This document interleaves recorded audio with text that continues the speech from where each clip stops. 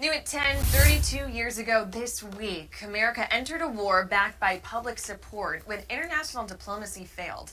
Operation Desert Storm was a war comprised of 36 nations. And Fox Carolina's Arthur Mondale spoke to a Gulf War veteran who witnessed the retreat of a dictator and gender barriers. It is not the United States against Iraq. It is Iraq against the world.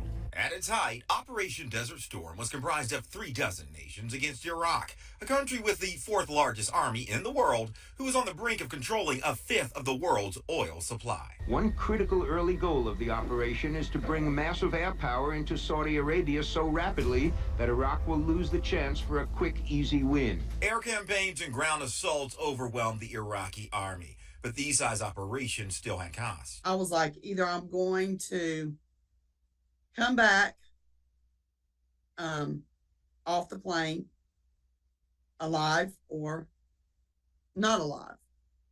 But I had it in my mind that I'm coming back alive. Western Carolina's Kristal Brown had enlisted in the Army in 1989, the first female in her family to do so. I guess following my brother's footsteps and my grandfather and a couple of my uncles had also served in the military. But she's learned the times, just like her job, were different. Go ahead and grab the straps. Go ahead and grab the straps. She was a combat medic working at Fort Hood's Medical Center, trained and prepared for operational and combat care. You have to be able to do what an RN is capable of doing on the outside. And in January 1991, she'd have to put her skills in frontline trauma and medical care to use. I was on my floor, I believe, that day. I was told that I had so many hours and I was deploying out. Brown says she worked in a forward support hospital, first arriving to Saudi Arabia before moving to Iraq.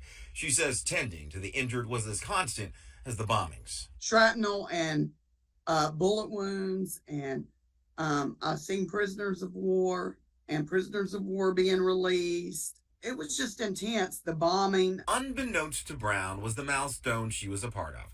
The DoD says about 7% of all Persian Gulf vets were women, a number that exceeds all figures in previous conflicts. It feels good. The DoD says women served in almost all of the occupations open to them. They were pilots, air traffic controllers, ordnance specialists, and ammunition technicians. Yet the public's perception of their role tended to be skewed. I want to say hats off to the women who stepped up when their country called and did things that, we see pictures on the newsreels of the battle scenes, but what we don't see is women like Kristal who are behind the scenes putting broken men back together again and caring for them so that they could get back to their families. In fact, the Veterans History Museum in Brevard has a special exhibit entirely dedicated to women like Brown.